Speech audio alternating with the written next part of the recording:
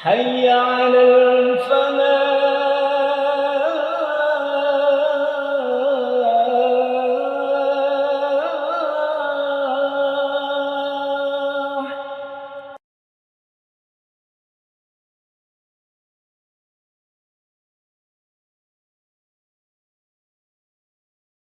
Assalamualaikum warahmatullahi wabarakatuh. Alhamdulillahirabbil alamin.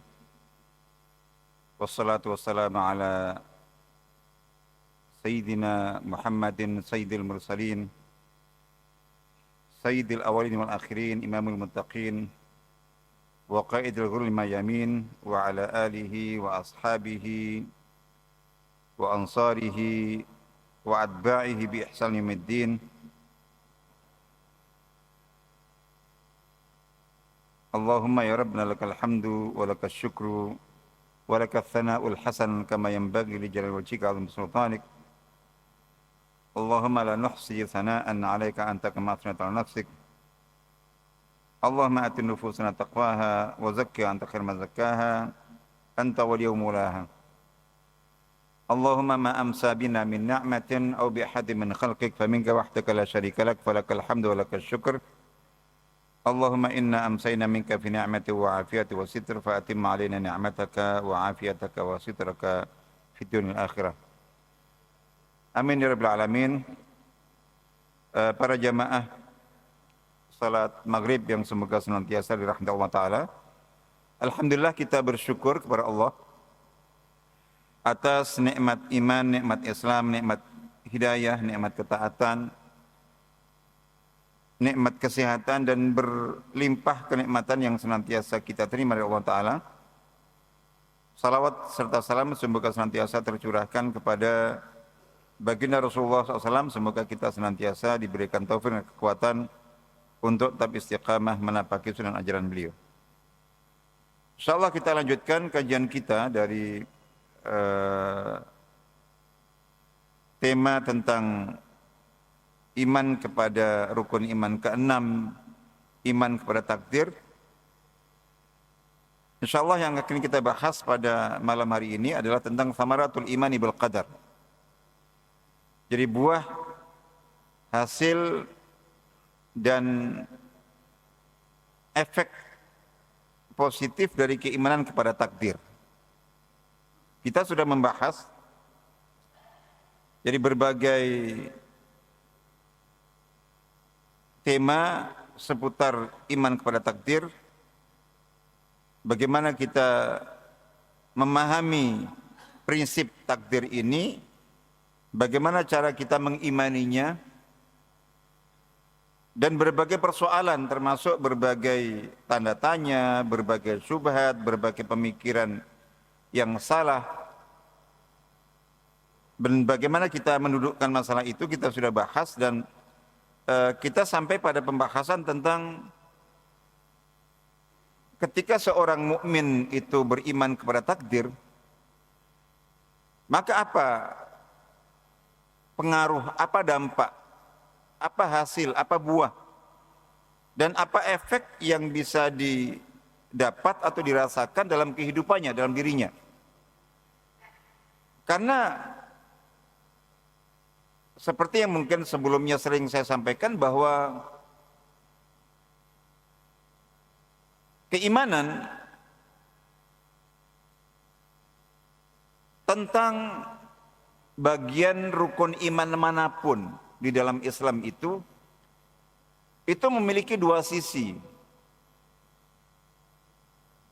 Yang pertama sisi keimanan teori, keimanan keilmuan. Ini keimanan akal pikiran yang berupa pemahaman, pengetahuan, keilmuan, pemikiran tentang prinsip-prinsip akidah, prinsip-prinsip keimanan. Baik tentang rukun iman kepada Allah, malaikat, kitab, dan seterusnya sampai iman kepada takdir.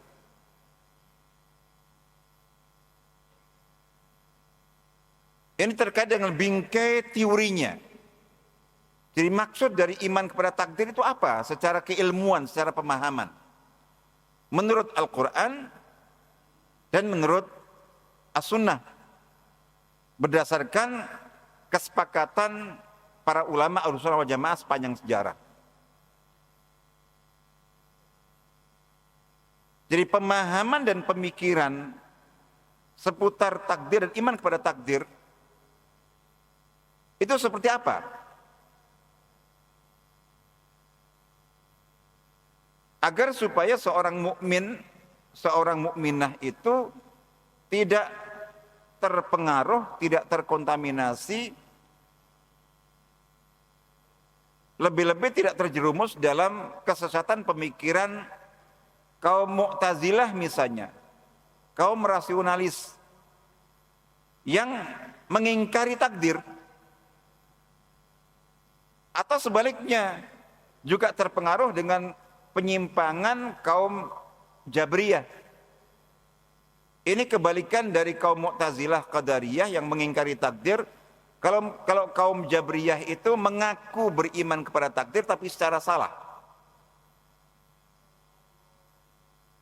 Jadi takdir dipahami dan diyakini, tapi memiliki dampak dan efek sangat buruk. Yaitu bahwa iman kepada takdir itu mereka pahami menafikan ikhtiar manusia. Itu juga menyimpang, kita sudah singgung. Nah, kita ada di tengah. Jadi Ahlussunnah wal Jamaah dalam keimanan dan akidah itu ada di tengah, moderat.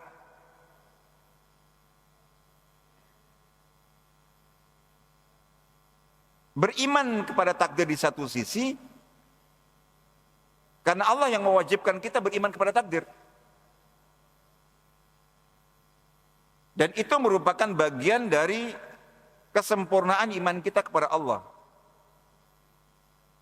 Tapi di saat yang sama, kita juga meyakini dan mengikuti perintah dan kewajiban dari Allah yang lainnya, yaitu bahwa kita harus beramal, kita harus berikhtiar, kita harus berusaha dalam kehidupan kita, baik amal, ikhtiar, usaha dalam bidang syar'i, yaitu melaksanakan perintah-perintah syariat agama. Kewajiban-kewajiban agama kita laksanakan, itu kewajiban Allah yang mewajibkannya. Kalau tidak, kita berdosa. Atau kewajiban-kewajiban dalam kehidupan ini yang menuruti atau mengikuti hukum sunnatullah.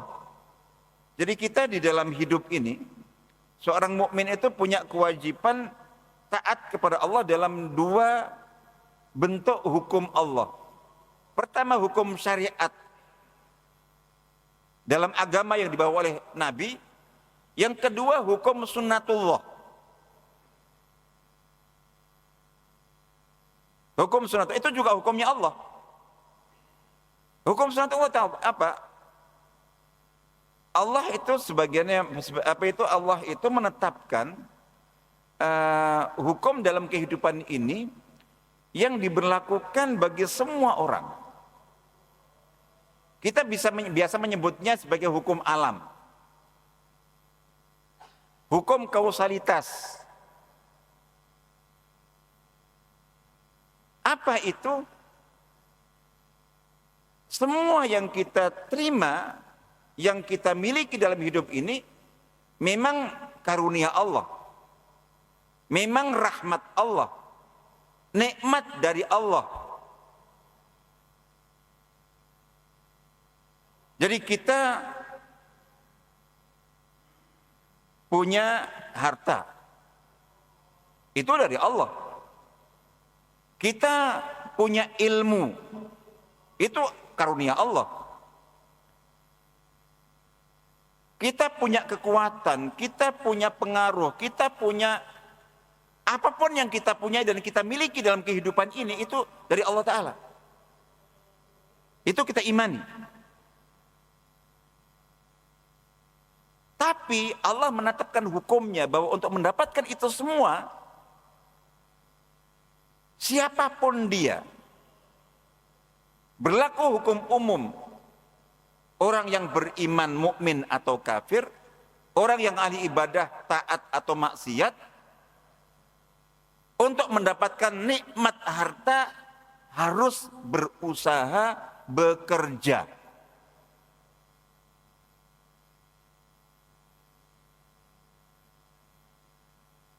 Kaidahnya, kalau seseorang hanya melaksanakan kewajiban syariat, sholat, Masya Allah, kuat sekali. Puasa, tilawah Al-Quran, zikir, doa, itikaf, kuat sekali. Menyebarkan ilmu agama dan lain sebagainya. Tapi tidak bekerja yang dengan pekerjaan itu dia mendapatkan harta, itu nggak dapat. Dia akan hidup miskin. Seperti umumnya para ulama. Para ulama dulu itu, Masya Allah, ibadahnya nggak ada yang menandingi. Sholatnya, puasanya, zikirnya, baca Quran rata-rata khatam itu standar 3 hari sekali. Wali semua.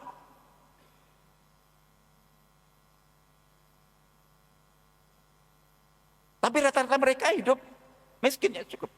Tapi itu pilihan bagi mereka. Ketika kita dapati para ulama itu kaya, silahkan dipelajari dalam sejarah. Di samping mereka adalah ulama penyebar ilmu, ahli ibadah, mereka adalah saudagar. Mereka pedagang. Jadi tidak didapat itu dari sholat, dari zikir, dari tilawah, dari ini. Nah, itu hukum syariat. Sanggup kita untuk menghadap Allah nanti di akhirat. Tapi untuk mendapatkan nikmat duniawi, hukumnya harus kerja. Untuk dapat ilmu harus belajar, menuntut ilmu. Gak ada sholat terus langsung jadi ulama, itu gak ada. Zikir jadi ulama, gak ada. Melakukan syariat Allah, iya. Bahwa Allah memberikan kemudahan, memberi jalan, iya. Tapi tetap wajib usaha. Dan untuk mendapatkan ilmu duniawi, itu nggak sholat, nggak puasa, nggak zikir, nggak beriman, ateis. Tapi rajin bekerja, bisa kaya raya. Mahasiswa tidak beriman atau ahli maksiat, tapi rajin belajar, bisa ranking 1. Sementara yang lainnya, muslim taat, Masya Allah, tiap hari itu khataman, tiap hari sholat, tiap hari zikir, tiap hari baca Quran, tapi nggak belajar, bisa di DU. Ini taat kepada syariat Allah. Kalau ingin juga jaya di dunia harus taat kepada sunnatullah. Nah, sunnatullah itu berlaku umum semuanya. Nah, Allah juga yang mewajibkan kita. Sakit berobat. Dan seterusnya, dan seterusnya. Nah, jadi orang beriman kepada takdir Allah Ta'ala di satu sisi, di sisi yang lainnya itu juga beriman bahwa beramal, berusaha, berikhtiar, bekerja, berjuang itu juga kewajiban dari Allah juga.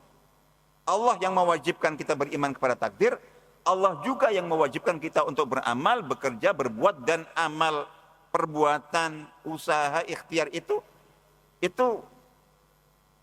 penting dan bermanfaat dan berguna.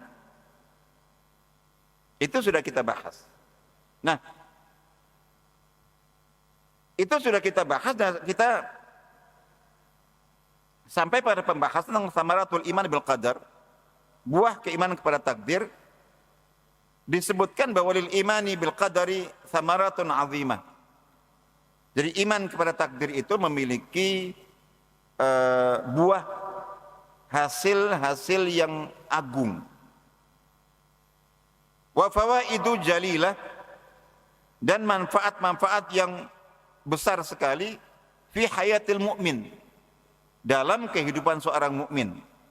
Di sini disebutkan wa ahmu hadhihi thamarat, dan yang terpenting di antara buah-buah ini akan disebutkan sebelumnya. Tapi sedikit tadi karena saya sudah kadang menyebutkan bahwa keimanan tentang rukun iman manapun itu memiliki dua sisi. Yang pertama adalah keimanan teori yang merupakan pemahaman, pemikiran tentang akidah itu seperti apa. Contoh tentang iman pada takdir, itu bingkai keilmuan dan pemikiran tentang takdir, iman pada takdir menurut akidah Ahlussunnah wal Jamaah seperti apa, itu sudah kita bahas bagiannya. Nah, yang kedua itu adalah aspek keimanan yang bersifat praktis, praktek. Sumbernya dari hati. Kalau pemahaman itu benar salah. Ketika kita mengatakan bahwa pemikirannya kaum Mu'tazilah yang mengingkari takdir itu sesat, itu salah fatal. Itu dasarnya ilmu. Itu pemikiran akidah salah, sesat, ya benar salah, hak batil, lurus sesat, itu ilmu dasarnya. Itu pemikiran. Mereka punya pemikiran begini. Itu benar salah, itu ilmu.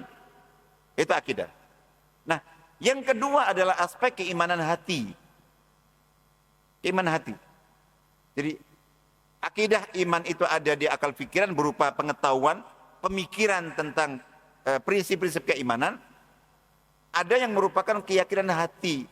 Kalau hati ini itu bentuknya rasa. Rasa keikhlasan. Orang beriman itu ikhlas, syukur, sabar, tawakal, khusyuk, tumakninah ketika sholat itu masalah tenang hatinya, damai, itu rasa, itu iman itu. Jadi itu bukan di sini, itu di hati. Nah, ini yang kita bicarakan tentang buah itu, buah keimanan. Kalau keimanan dari aspek pemikiran, itu kalau seseorang memiliki memiliki keimanan tentang takdir yang benar berdasarkan Quran dan Sunnah menurut akidah Ahlussunnah wal Jamaah, maka pemikiran akidahnya tentang takdir lurus, tidak bengkok-bengkok, benar. Jadi kayak gitu. Sementara kalau yang kita lebih banyak bahas di sini adalah buah keimanan kepada takdir dari aspek keimanan hati. Jadi keimanan hati umumnya. Nah, yang pertama di sini adalah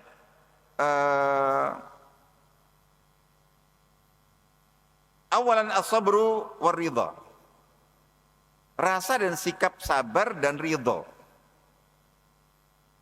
terhadap apapun yang terjadi dalam kehidupan ini, terhadap apapun yang dialami dalam kehidupan ini. Mengapa? Karena apa yang sudah yang terjadi itu diyakini itu terjadi hanya karena takdir Allah. Meskipun kejadian itu mengecewakan, menyedihkan, membuat dada kita sesak secara umum, tapi kalau yang mengalaminya orang yang beriman betul-betul kepada takdir, yakin itu semuanya dari Allah Ta'ala. Dan itu tidak bisa diubah. Maka dia tidak mengandai-andaikan, ya Allah, andai aku nggak lewat sini, andai aku nggak begini, andai aku nggak ikut dia, andai. Tidak. Karena itu sudah Allah tetapkan, Allah gariskan, dan Allah catat 50.000 tahun sebelum Allah menciptakan langit dan bumi. Sudah. Dan kalau itu sudah takdir Allah, pastilah yang terbaik, meskipun mungkin kita belum memahaminya. Kalau seorang mukmin menerima atau mengalami atau mendapatkan takdir yang biasa dikatakan sebagai takdir buruk, yang berat sekali, tapi disikapi dengan iman kepada takdir bahwa itu semua takdir Allah Ta'ala, maka dia akan bersikap tenang, tawakal, sabar, dan ridho. Nah, ini semua kondisi, semua keadaan, semua peristiwa yang biasa disebut sebagai ujian buruk, musibah dalam kehidupan kita, ini penting untuk kita jadikan sebagai parameter, sebagai tolak ukur bagaimana keimanan kita. Kalau kita masih lebih banyak goncang menghadapi berbagai peristiwa, berbagai kejadian, berbagai kondisi yang kita alami yang mengecewakan kita, terus kita masih lebih goncang, labil, itu artinya masih ada sesuatu tentang iman kita. Iman kita masih belum kokoh. Iman kita masih goyah.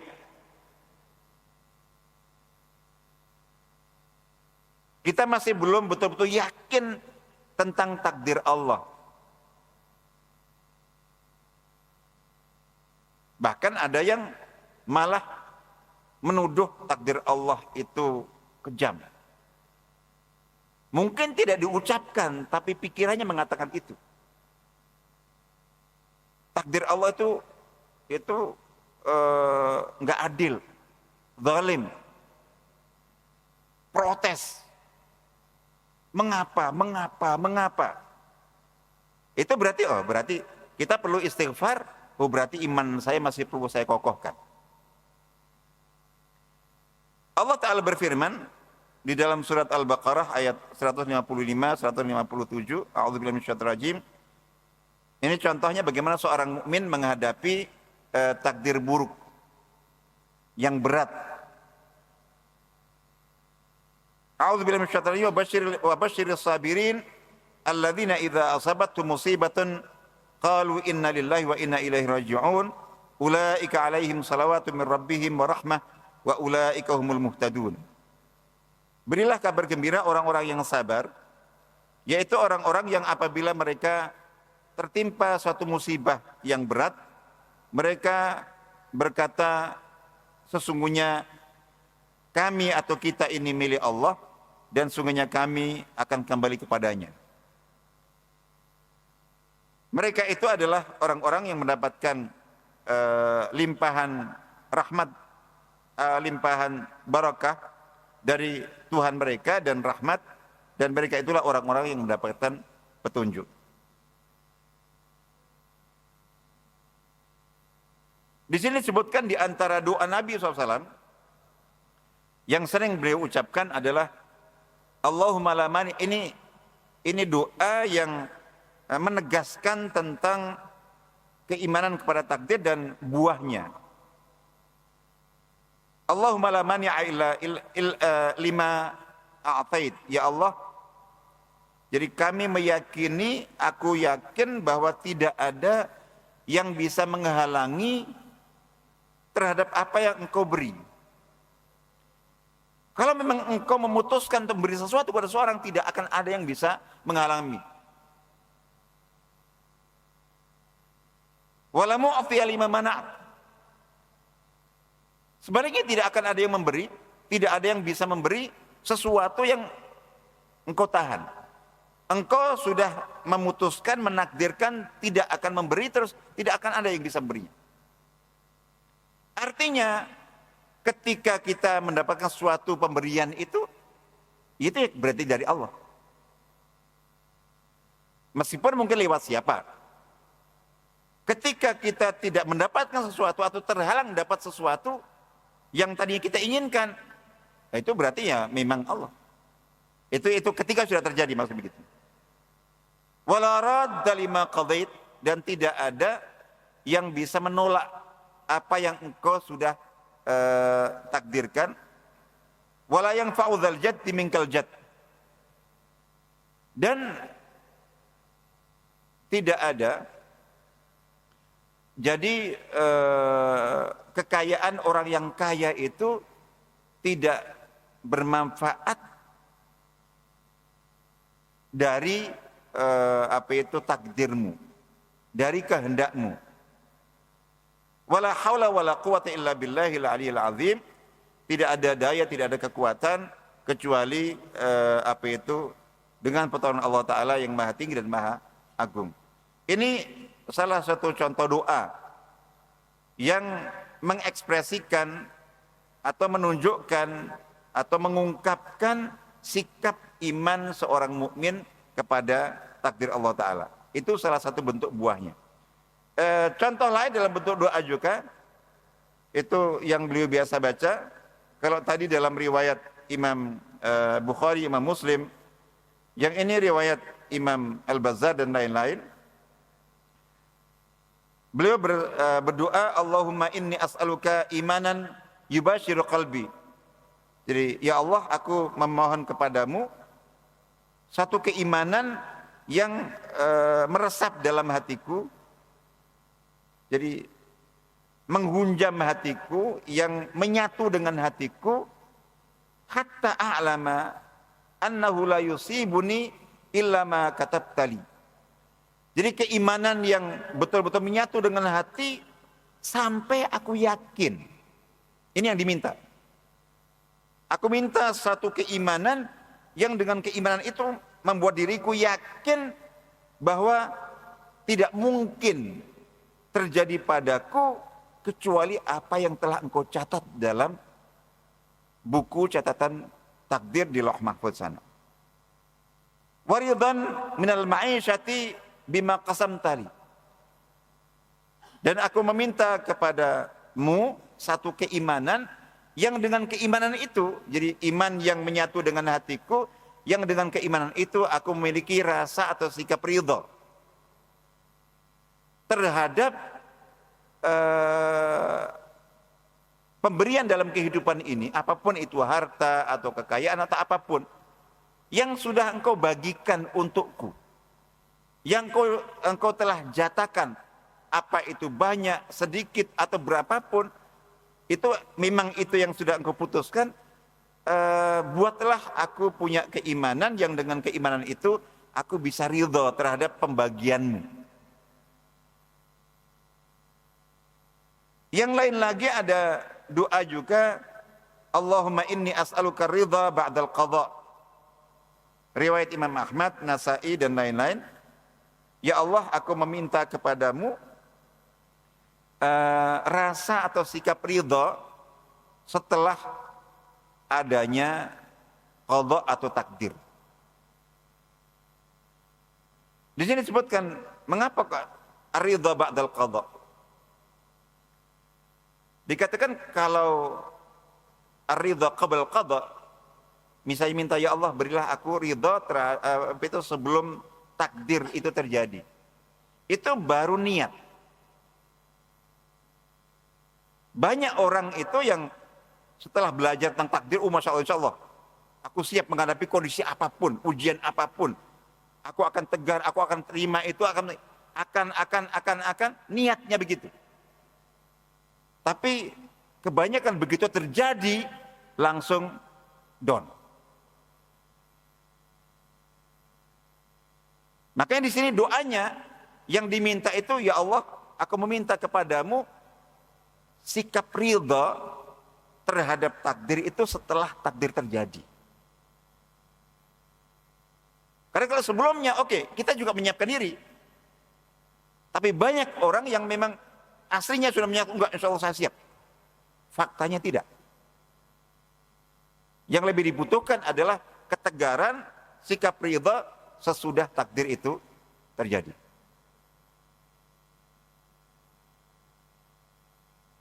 Ini dikutip juga ada doa dari salah seorang ulama sekaligus Amirul Mukminin Umar bin Abdul Aziz, cucunya Sayyidina Umar. Di antara doa beliau itu adalah ini, Allahumma raddini biqadha'ik. Ya Allah, buatlah aku ridho. Jadi berikan aku sifat ridho terhadap takdirmu. Wa barik li fi qadarik, dan berkailah terhadap takdir yang telah engkau tetapkan. Apapun itu, beri aku berkah. Pertama diberi sikap ridho, berarti ridho menerima. Yang kedua, setelah diberi sikap ridho itu adalah diberi tambahan berkah. Misalnya, satu contoh saja, misalnya bahwa orang yang berusaha, bekerja atau berdagang ingin dapat keuntungan sekian, ternyata yang didapat itu hanya sebagian, dan itu sebagian kecil. Bahwa dia kecewa itu manusiawi. Tapi kalau dia beriman kepada takdir, dia sudah meminta, ya Allah, jadi meskipun itu sedikit, jauh dari yang aku harapkan, tapi itu sudah pembagian darimu. Beri aku sifat ridho, bisa menerima itu dengan ridho yang itu pertama. Yang kedua adalah berkailah. Jadi apa yang kau telah putuskan itu. Jadi meskipun sedikit tapi berkah, mungkin jauh lebih baik daripada banyak tapi tidak berkah. Misalnya begitu. Nah, di sini hatta la uhibba ta'jila ma akhar wala ta'khira ma'ajjal. Kalau seseorang sudah punya keyakinan tentang takdir seperti itu beliau mengatakan bahwa sampai aku itu tidak ingin mempercepat apa yang memang engkau putuskan, engkau akhirkan. Atau aku tidak ingin mengakhirkan apa yang memang engkau awalkan. Jadi kan gini, ya contoh begini, sering sekali kita doa, ingin sesuatu, apalagi itu sangat kita butuhkan. Maunya kita itu bahwa apa yang kita minta itu Allah kabulkan hari ini. Rata-rata kita. Minimal pekan ini, minimal bulan ini, minimal tahun ini. Intinya lebih cepat. Itu sering sekali. Kan ketika seseorang berdoa dan doanya memenuhi syarat, itu dikabulkan. Itu janji Allah Ta'ala. Ud'uni astajib lakum. Berdoalah kepadaku, pasti aku kabulkan. Cuman Allah mengabulkan doa, permintaan seorang hamba, itu tidak selalu. Memang Allah kabulkan, tapi orang itu inginnya hari ini. Allah Maha tahu bahwa orang itu lebih butuh apa yang diminta itu pekan depan atau bulan depan. Dia inginnya hari ini atau pekan ini. Nah, rata-rata kita, mungkin termasuk saya, itu nggak sabaran. Karena maunya hari ini, begitu hari ini nggak dikabulkan, dikiranya sudah Allah nggak mengabulkan. Padahal Allah mengabulkan. Tapi nanti, jadi gitu. Nah itu maksudnya bahwa ketika kita berdoa, oke, kita butuh hari ini, kita ingin hari ini. Tapi ketika kita sudah yakin bahwa doa kita, insya Allah sudah memenuhi ketentuan dan syarat, sehingga kita berharap pasti Allah mengabulkan. Tapi jangan dikti Allah. Harus hari ini, harus besok, harus lusa. Fokus saja, pastikan doamu memenuhi syarat dan ketentuan. Fokus itu saja. Selebihnya Allah pasti mengabulkan. Tapi kapan Allah akan kabulkan, serahkan kepada Allah. Ketika apa yang kita inginkan hari ini sampai besok belum, lusa belum, itu kita mengatakan sangat mungkin, oh berarti Allah lebih tahu. Apa yang aku minta itu sebaiknya diakhirkan, bukan hari ini. Karena kita nggak tahu. Faktanya ternyata betul. Memang hari ini dia butuh, tapi dia lebih butuh bulan depan. Allah kabulkan bulan depan. Yang sering jadi masalah itu adalah ketika di tengah-tengah ini itu kita mutung duluan. Sudah suudzon kepada Allah. Allah mau mengabulkan, tapi kita sudah suudzon, akhirnya nggak jadi. Karena itu menghalangi.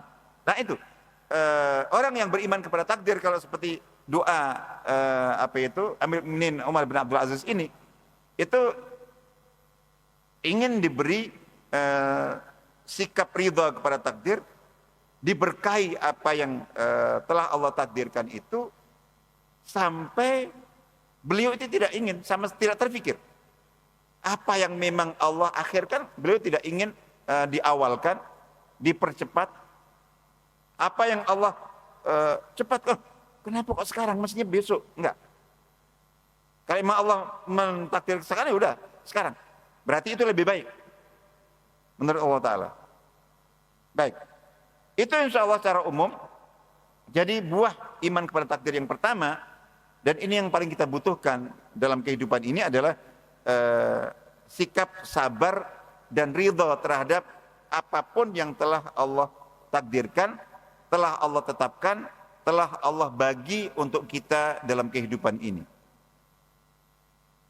Dan itu langsung bisa menjadi tolak ukur, parameter untuk keimanan kita. Kita tiap hari, tiap saat bertemu dengan hal-hal yang tidak sesuai harapan kita. Nah itu bagaimana kondisi kita? Apakah kita punya sikap ridha, tenang, stabil, nerima itu dengan sebaik-baiknya, yakin itu yang terbaik dari Allah Ta'ala, atau kita masih goyah? Itu semua penanda berarti kondisi iman kita masih seperti itu. Harus kita perbaiki. Kita sambung yang kedua, terkait dengan yang pertama, dan ini juga sangat penting sekali, adalah tumaninatun nafs. Jadi ketenangan jiwa. Ya karena yakin bahwa semuanya itu sudah Allah takdirkan, sudah Allah tetapkan, dan yakin pasti takdir Allah yang terbaik. Meskipun itu tampaknya tidak baik, dianggap tidak baik. Tapi kalau kita beriman kepada takdir Allah, semuanya itu ketentuan Allah Ta'ala, kita kewajibannya hanya menerima dan meyakini bahwa itulah pasti yang terbaik, maka yang adalah ketenangan, ketentraman. Ini surah Al-Baqarah juga, misalnya Allah Ta'ala berfirman, ini contoh ketika kita menghadapi atau mengalami takdir yang tidak kita suka karena kita anggap buruk. Ini orang yang beriman kepada takdir Allah Ta'ala itu akan bersikap seperti ini. Dikatakan bahwa wa asa an takrahu syai'an wa huwa khairul lakum wa asa an tuhibbu syai'an wa huwa syarrul lakum wallahu ya'lamu wa antum la ta'lamun. Boleh jadi apa yang kalian kalian tidak suka sesuatu karena kalian anggap buruk, padahal itulah yang terbaik bagi kalian. Umumnya orang mengatakan sehat itu baik, sakit itu buruk. Belum tentu. Banyak sekali orang yang diberi kesehatan itu buruk sekali bagi dia. Kesehatannya itu akan memberatkan hisabnya di akhirat. Dia tidak bisa mempertanggungjawabkannya. Sementara yang sehat, yang sakit, diberi sakit dengan sabar, tawakal, masya Allah, lempeng ke surga. Umumnya orang kaya itu, kaya itu baik, miskin buruk, belum tentu. Nah, ini untuk orang punya sikap tenang seperti itu, menyikapi dinamika kehidupan, sehat, sakit, kaya, miskin, sukses, gagal, dan segala sesuatu itu kalau dia disikapi dengan iman kepada takdir, ini Allah mengatakan bahwa sangat boleh jadi apa yang tidak kalian suka karena kalian anggap buruk, justru itu yang lebih baik bagi kalian. Boleh jadi apa yang kalian suka karena kalian anggap baik, seperti kekayaan, pangkat, jabatan, dan segala macam. Itu sangat boleh jadi justru itu yang buruk bagi kalian. Wallahu ya'lam wa antum la ta'lamun. Allah yang maha tahu tentang yang baik dan buruk bagi kalian, dan kalian tidak tahu. Sehingga ketika kita yakin apapun yang terjadi, meskipun itu biasanya dianggap buruk, berat, tapi kalau kita beriman kepada takdir, itu dari Allah Ta'ala, dan kita yakin yang dari Allah itu pasti yang terbaik. Pasti yang terbaik, tinggal kita minta kepada Allah Ta'ala kekuatan, kita minta kepada Allah Ta'ala agar Allah memberikan karunia kepada kita kesabaran, sikap ridha, dan bisa menerima dengan lapang dada apapun yang kita alami. Jadi itu fokus kita. Fokus kita sambil untuk ke depan tentu kita berikhtiar berikutnya dan berikutnya. Insya Allah itu di bagian ini tadi, maka kemudian ya salah satu yang diajarkan oleh Nabi SAW dan dicontohkan untuk kita implementasikan itu kan ini salat dan doa istikharah. Artinya bahwa mengapa kita istikharah itu apa? Istikharah itu adalah apakah dengan salat atau hanya doanya saja. Jadi meminta pilihan kepada Allah Ta'ala. Mengapa kita minta dipilihkan Allah Ta'ala? Itu karena kita yakin pilihan Allah pasti yang terbaik. Kalau seseorang itu jadi beriman kepada salat istikharah, doa istikharah, dan mengamalkannya, itu mestinya dia adalah orang yang paling yakin dengan pilihan Allah Ta'ala.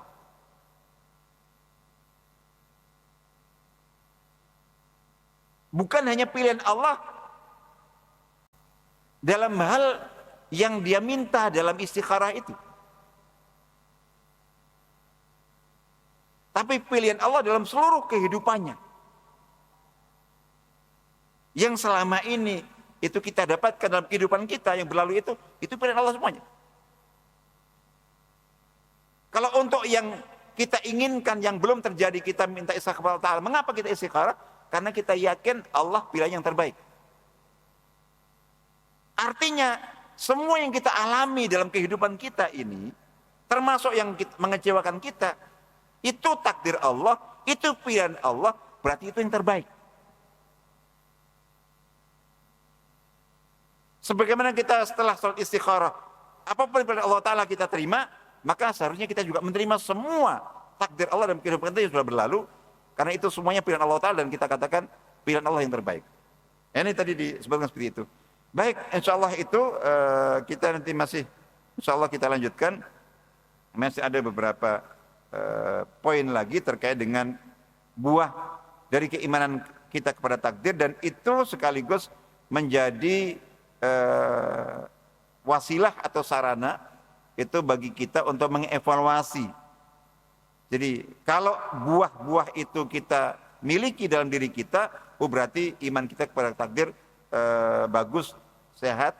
Tapi ketika ternyata kok saya masih belum seperti itu ya, berarti kita masih perlu banyak muhasabah, evaluasi, dan berusaha untuk memperbaiki iman kita agar supaya kita bisa memiliki iman yang menghasilkan buah yang contoh tadi pertama adalah senantiasa sabar dan ridha terhadap apapun ketentuan Allah Ta'ala. Yang kedua adalah jiwa yang tenang dalam menghadapi dan menyikapi kondisi apapun dalam kehidupan ini, karena semuanya itu merupakan takdir Allah dan semuanya itu pilihan Allah Ta'ala, dan takdir Allah dan pilihan Allah adalah yang terbaik. Insya Allah itu. Barakallahu fikum. Maaf, semoga bermanfaat. Assalamualaikum warahmatullahi wabarakatuh.